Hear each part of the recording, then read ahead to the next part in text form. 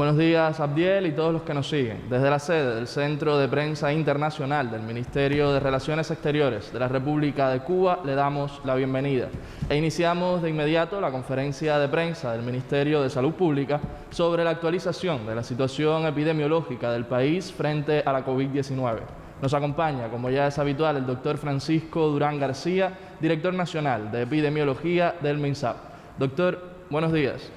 A ustedes que nos acompañan todos los días y hacen posible que se produzca esta transmisión, a Abdiel, que desde allá también nos acompaña, y a todos los que nos siguen, que según me han dicho, no solo es en Cuba, también en el exterior, algunas personas siguen nuestra información, que es la información del Ministerio de Salud Pública. Bueno, nosotros en el día de hoy tenemos que dar las condolencias a una familia, a colectivo de compañeros, colectivo de amistades, por el fallecimiento de una persona,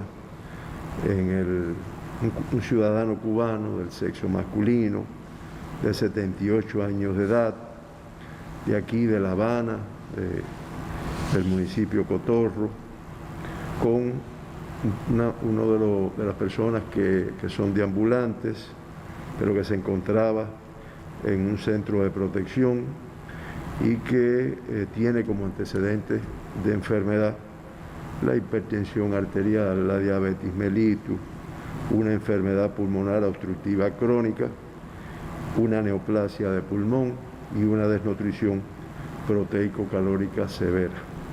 Como ustedes ven, un grupo de enfermedades que condicionaban una evolución muy desfavorable de la enfermedad. Este paciente se encontraba ingresado, y lamentablemente en el día de ayer, después de una estadía de 21 días en hospitales, fallece en la sala de terapia intensiva de un hospital de aquí de La Habana. Se trató de reanimar, sacarlo de la parada cardiorrespiratoria, pero realmente no fue posible, a pesar de los esfuerzos de nuestros profesionales y técnicos en el día de ayer. Reiteramos nuestras condolencias a sus familiares, sus amistades y en definitiva al pueblo de Cuba, que también siente estas situaciones que se nos dan en algunas ocasiones. De esta forma, quedan ingresados en los hospitales en nuestro país 689 pacientes. Es la cifra más baja que hemos tenido en el último 15 días, en los últimos 21 días. Se mantienen en vigilancia 11, sospechosos son 455, confirmados 223, y en la atención primaria de salud, por nuestros especialistas, profesionales, licenciados, se le da continuidad a 1.697 personas. En el día de ayer, nuestros laboratorios de biología molecular procesaron 1.743 muestras de casos sospechosos, contactos, algunos ya confirmados de COVID-19, 741 en el laboratorio del Instituto de Medicina Tropical Pedro Curí, en el Laboratorio de Biología Molecular del Centro Provincial de Higiene, Epidemiología y Microbiología de Santiago de Cuba, 283, en el de La Habana 282, en el de Villa Clara 248 y en el del Hospital Hermanos Amejeira 189. Como resultado del estudio de estas 1.743 muestras, 8 resultaron positivas. Estamos hablando del 0,5% de muestras que resultaron positivas de las estudiadas en el día de ayer.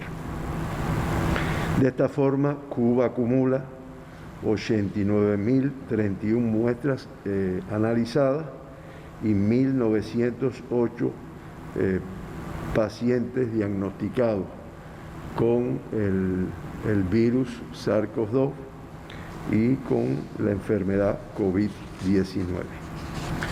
Los 8 nuevos casos confirmados que se diagnosticaron en el día de ayer, todos son cubanos. Ese es un comportamiento que estamos teniendo desde hace varios días. De ellos 7 fueron contactos de casos confirmados y de esta forma ya el 89,2% de los pacientes diagnosticados en nuestro país son contactos de casos confirmados, 1.667.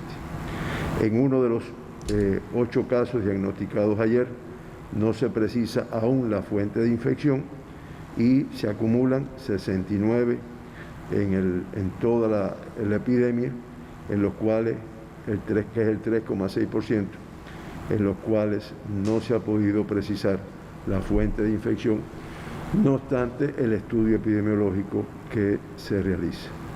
No se modifica el número de personas diagnosticadas con fuente de infección en el extranjero, que son 131, el 7% de los casos diagnosticados. Quedamos a partes iguales, 4 del sexo masculino, 4 del sexo femenino, y de todas formas en el acumulado el sexo femenino queda a un 48,8%. De los casos diagnosticados en nuestro país, 933 son del sexo femenino, 975 del sexo masculino, que es el 51,1%. 3 de los casos fueron asintomáticos, o sea, el 37,5%, 3 de los 8 casos diagnosticados ayer, es una cifra inferior. Hemos tenido generalmente un número mayor de casos asintomáticos y del acumulado de casos confirmados en Cuba, de todas formas, el 50% en el momento del diagnóstico, estamos hablando de 954 personas, eran asintomáticas en ese momento. Por grupos de edades, hay 4 casos en el grupo de 40 a 59 años, 2 de 20 a 39 años, y tenemos que decir que en el grupo de los menores de 1 año tenemos una niña de 6 meses del municipio Matanza, que fue diagnosticada en el día de ayer, contacto de un caso positivo, por lo tanto ya se encontraba ingresada la niña en el momento del diagnóstico, del momento que se confirmó la persona de la cual ella es contacto. La niña está bien y al igual que han tenido una evolución favorable los 194 niños que en nuestro país se acumulan con diagnóstico de COVID-19. De ellos, de los 194, ya 166 se encuentran de alta. Por provincias, 6 casos de La Habana, de los municipios San Miguel del Padrón, Habana Vieja, Centro Habana, Boyeros, Arroyo Naranjo y Habana del Este, uno de cada uno de estos municipios. Y en el caso de la provincia Matanza, que es la que tiene 2 casos, son los 2 del municipio Matanza. Ustedes lo tienen ahí en el cuadro y, como siempre comento, pues de las tasas de incidencia de casos positivos, al distribuir estos 8, no me voy a referir al acumulado porque se mantiene la isla en primer lugar con un 50,4, La Habana con 42,8, Villa Clara, bien. Ese es el comportamiento desde que comenzó la pandemia en nuestro país. Pero vamos a referirnos específicamente a los últimos 15 días, que nos da una imagen mucho más cercana a la realidad de lo que está pasando en estos momentos.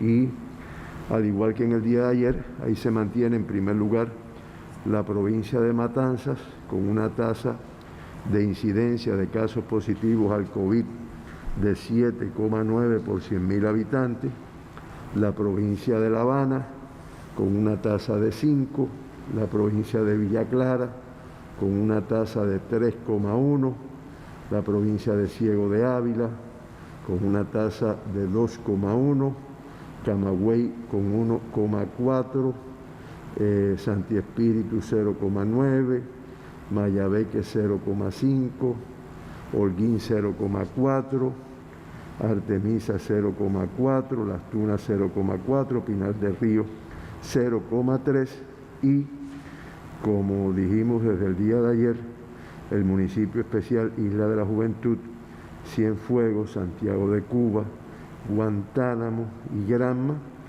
se mantienen sin casos en los últimos 15 días. Ayer veíamos en algún momento en algún reportaje el alta de la última, un alta muy emotiva, con participación del personal de salud, de la población, de las organizaciones demás, del último caso que se encontraba ingresado en el municipio especial de la Isla de la Juventud. Y con esto ya no tienen más casos ingresados hasta el momento.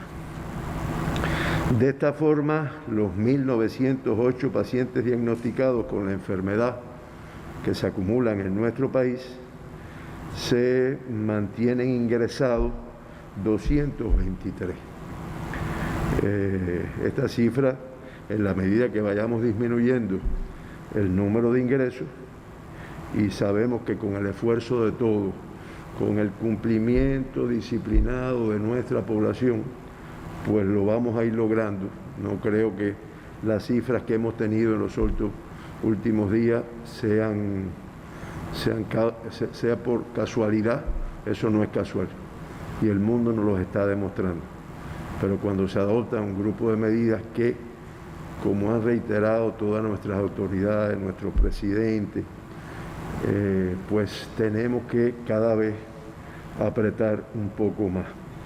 De estos 223 casos que se mantienen ingresados, 218, el 97,7%, tienen una evolución clínica estable, favorable a este indicador, lo cual demuestra, bueno, el hecho que se detecten a tiempo, el hecho de que se le aplique un tratamiento desde el mismo, o sea, no digamos del momento que se diagnostican, ya desde la etapa en que son sospechosos o contactos, ya se inicia un esquema de tratamiento con esta persona. Lamentablemente, con el fallecido que tuvimos que se informó en el día de ayer, que se produjo ayer, pues se acumulan 80 fallecidos. Esto nos da una letalidad de 4,19 y, como también analizamos todos los días, Cuba se mantiene en el lugar número 15 en relación con la tasa de la letalidad, o con la letalidad, por ciento de letalidad en la región de las Américas. Es la posición que ocupa Cuba con la tasa de 4,19.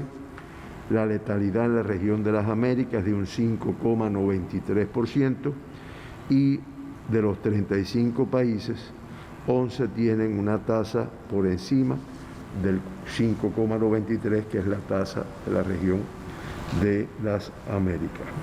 Esta es la situación en relación con la letalidad en nuestro país. Se mantienen los 2 evacuados que siempre mencionamos. Se efectuaron en el día de ayer 30 altas, otro indicador favorable, un número muy superior de altas al número de ingresos, son 30 altas y 8 ingresos, y de esta forma ya 1.603 personas de las 1.908 diagnosticadas en nuestro país, pues se han recuperado. Ese es el 84%. Se han recuperado, están de alta, están incorporados a su actividad. Hoy tenemos que informar que mantenemos un crítico, uno menos que en el día de ayer, y 4 graves, 2 menos que el día de ayer. El crítico que se mantiene ingresado pertenece a la provincia de Matanzas y está en el Hospital Militar Mario Muñoz Monroy de esta provincia. Había otro paciente crítico en el día de ayer, una paciente que se encuentra en el Hospital Manuel Fajardo de Villa Clara, que ya en estos momentos su PCR es negativo. O sea, no podemos decir que mantenga el diagnóstico, o sea, que tenga COVID-19 en estos momentos, pero se informa también y se mantiene ingresada hasta su evolución. Los 4 casos confirmados graves, dos son de La Habana, 1 en el Hospital Salvador Allende y 2 en la provincia de Matanza, en el Hospital Mario Muñoz. Realmente en el Salvador Allende hay 2 y en Matanza hay 2. Y salen del parte de grave para de cuidado, una evolución con mejoría. 2 pacientes diagnosticados, una que se encuentra en el Hospital Militar Dr. Luis Díaz Soto, aquí en La Habana, y una que se encuentra ingresada en el Hospital Militar Mario Muñoz Monroy de Matanza. Son los 2 pacientes que han tenido una evolución estable, una evolución que permite que no se clasifique como un estado grave y por lo tanto se mantiene ingresada, pero de cuidado en estos momentos.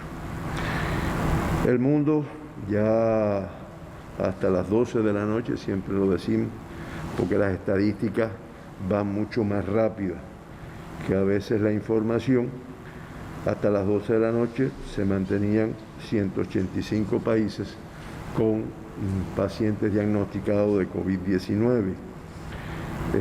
Ayer se confirmaron en el mundo 94.988 personas con COVID-19 y esto hace un acumulado de 4.861.456 casos confirmados en el mundo. Ya ven que prácticamente estamos arribando a los 5 millones de personas contagiadas, identificadas, diagnosticadas en el mundo. En el día de ayer también otra cifra muy elevada, 4.282 fallecidos, lo cual hace que se acumulen 322.483 personas que en el mundo han fallecido como consecuencia de esta enfermedad. Eso da una letalidad de un 6,63% de letalidad en el mundo. Ya la región de las Américas aporta el 44,98%, 45% prácticamente, de todos los casos reportados en el mundo, ya que en el día de ayer se diagnosticaron 52.452 personas con la COVID-19 en la región de las Américas. Y la cifra de personas acumuladas, confirmadas, son 2.186.907 casos. Lo que es todavía peor, en el día de ayer murieron en nuestra región 2.848 personas y se acumulan fallecidos 129.680 personas en la región de las Américas. Esto da una letalidad para esta región, como habíamos dicho anteriormente, de un 5,93%. O sea, de cada 100 personas que enferman, prácticamente 6 fallecen. Uno por el trabajo que desempeña y muchas personas porque siguen esta pandemia desde que nos empezamos a dar cuenta de la magnitud de la misma. De verdad que uno todos los días lo va diciendo, ¿no?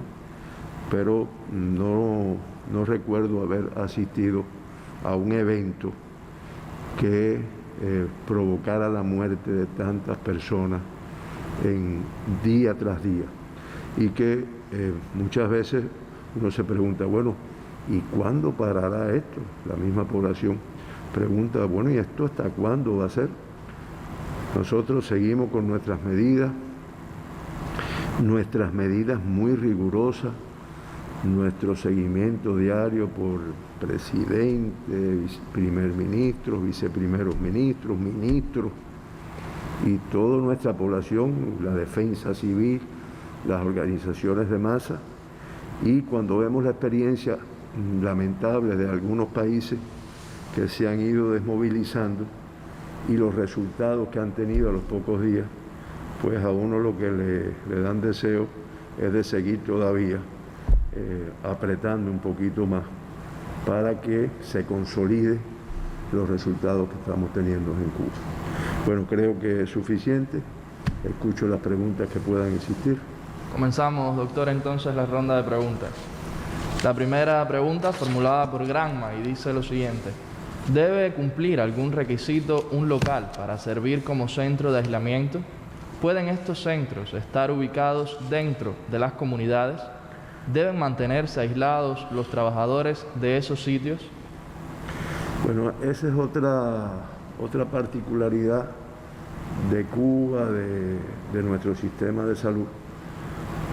Digo porque anoche mismo analizábamos en una reunión con el ministro y el equipo de trabajo, el grupo técnico, y veíamos que no todos los países, hay países que incluso casos confirmados los siguen desde la casa.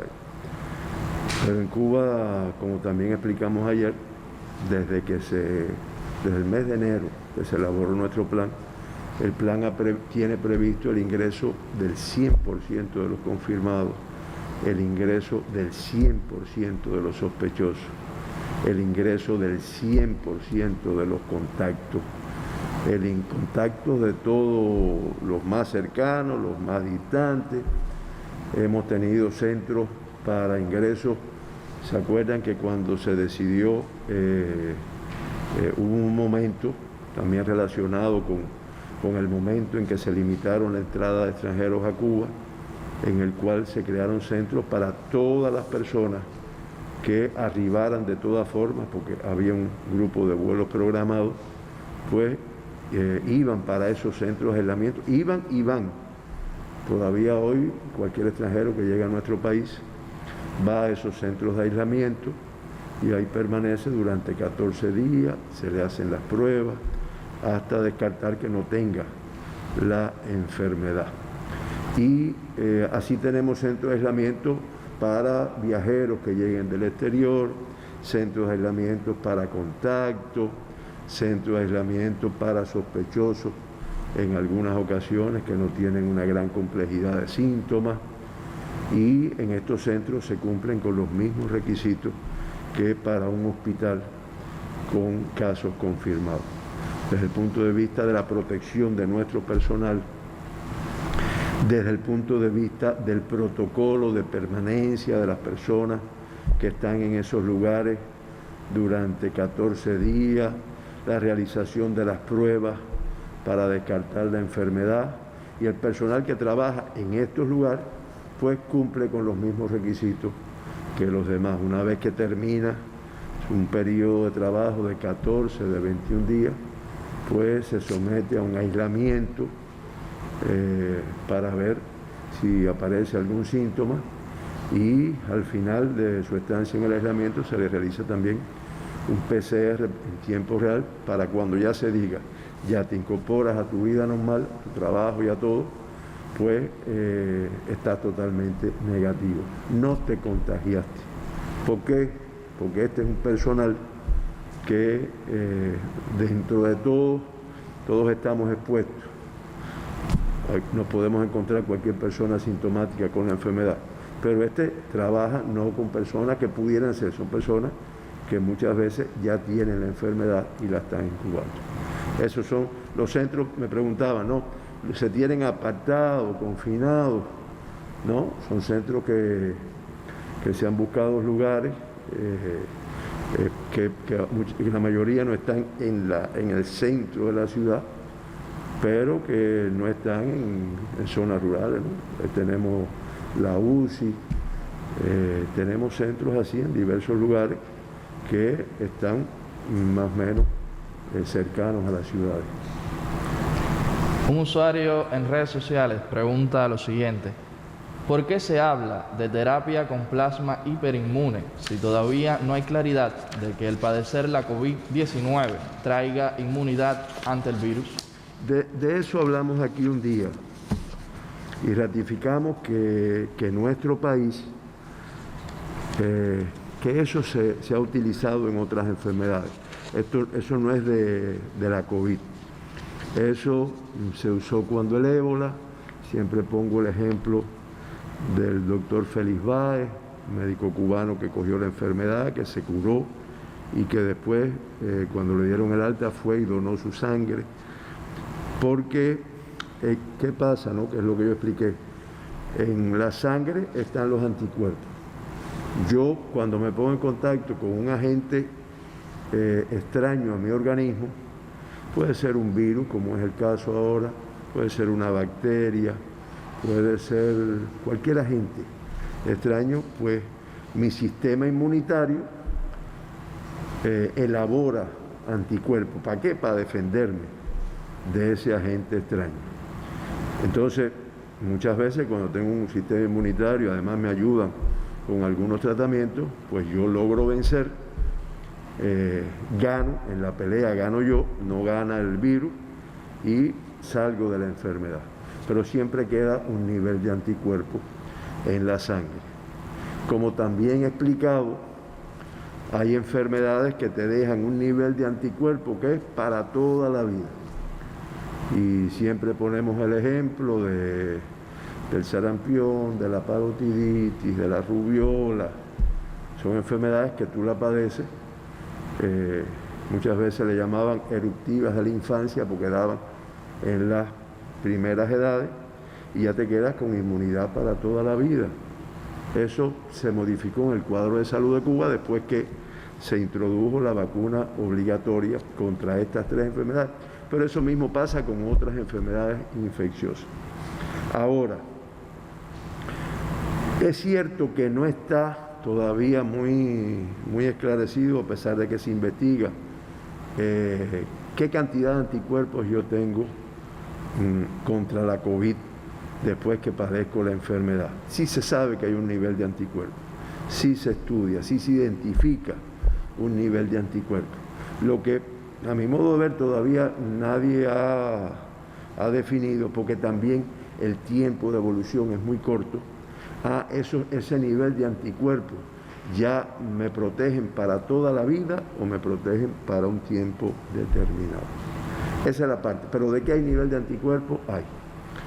Cuba, que también, como hemos visto, todos los adelantos científicos los va introduciendo, los innova. Creo que en estos días las informaciones, las visitas del presidente con un equipo de trabajo a la actividad científica, a los lugares donde se producen muchas de estas cosas que en el mundo son a veces novedosas, pues Cuba, ni lenta ni perezosa, pues lo comenzó en nuestro país. Y como informamos en una oportunidad, ya se habían incorporado las provincias de Cienfuegos, las provincias de Villa Clara, Santi Espíritus, Matanzas y Ciego de Ávila. Ya hasta el día de hoy se han hecho 16 extracciones de plasma sanguíneo a pacientes recuperados de la COVID. Son pacientes que reúnen un grupo de condiciones que haya pasado un periodo de tiempo, generalmente 21 días después de haberse recuperado, que estén negativos, que tengan un nivel inmunitario fuerte, que no tengan otras enfermedades. Se busca hasta que su estado psíquico sea apropiado y nuestros centros de hematología, nuestros bancos de sangre realizan este proceso. Y eso ha permitido que 16 personas, 14 aquí en La Habana y 2 en Villa Clara, hayan recibido el beneficio de este tratamiento. Ya viéndolo desde la parte de la evolución clínica, de la efectividad del mismo, pues indiscutiblemente se ha utilizado en pacientes que han estado graves y se ha visto una respuesta, una evolución muy favorable después que se le ha aplicado. Eso no es algo de Cuba. Hoy en la mañana, rápido, porque ustedes a veces abusan y me dan las preguntas por la mañana, a veces, no siempre. Muchas veces, esta sí la teníamos de ayer, pues hemos buscado ejemplos en el mundo y encontramos uno que se plantea en Italia, la terapia de plasma hiperinmune que ha curado el coronavirus en Italia. Ustedes saben cómo son los títulos a veces, los ganchos periodísticos, como también se llama, de pacientes que han sido tratados con plasma hiperinmune. En Chile ponen el ejemplo de un médico joven, cirujano, Andrés Mesa, que se ven las imágenes, era un paciente que estaba en un estado grave de la enfermedad y que se recuperó. O sea, aunque quizás no esté muy bien demostrado por qué tiempo es la inmunidad que te deja la enfermedad, lo que sí se ha demostrado es que hay un nivel de anticuerpos suficiente como para, con la administración de este suero hiperinmune, pues permita que los pacientes en estado grave, en estado crítico, inicialmente a veces, pues puedan recuperarse de la misma. Y reitero, Cuba trabajando, todas estas provincias trabajando y con una disposición, que es lo que siempre se hace, lo que se llama el consentimiento informado.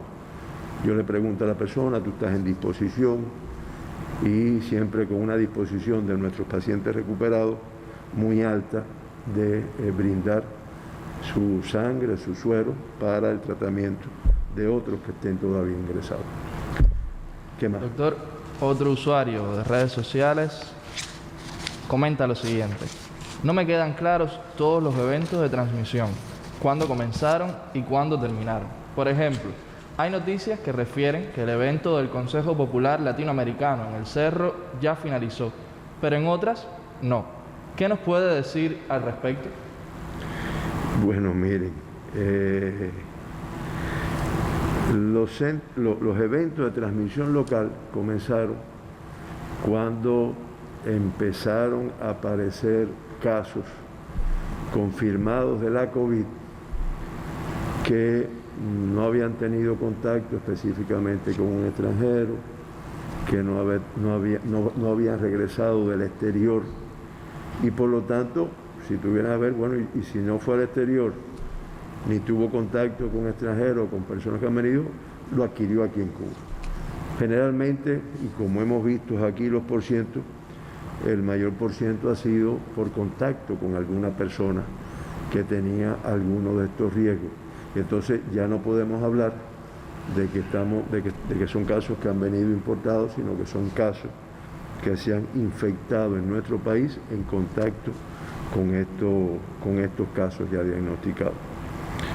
Eso, a partir de ese momento ya se empezaron a declarar estos eventos de transmisión local. ¿Qué conlleva? Dirá, bueno, ¿y qué cambia? No, que en el lugar donde se detecta se hace un grupo de medidas mucho más rigurosa que en los otros. Se aprieta todavía más, se limitan más los movimientos, se restringe la entrada y salida, se hacen estudios en estos lugares y se aplican incluso modalidades preventivas de las terapéuticas que tiene Cuba. Hasta el día de ayer, Cuba había notificado un total de 44 eventos, de los cuales ya 30 están cerrados. Ahora voy a explicar a qué le llamamos cerrados, y todavía 14 se mantienen activos. Por lo tanto, se mantienen las medidas. Yo siempre, porque a mí me gusta poner ejemplos, ¿no? Y siempre recuerdo, porque fueron los primeros, cuando se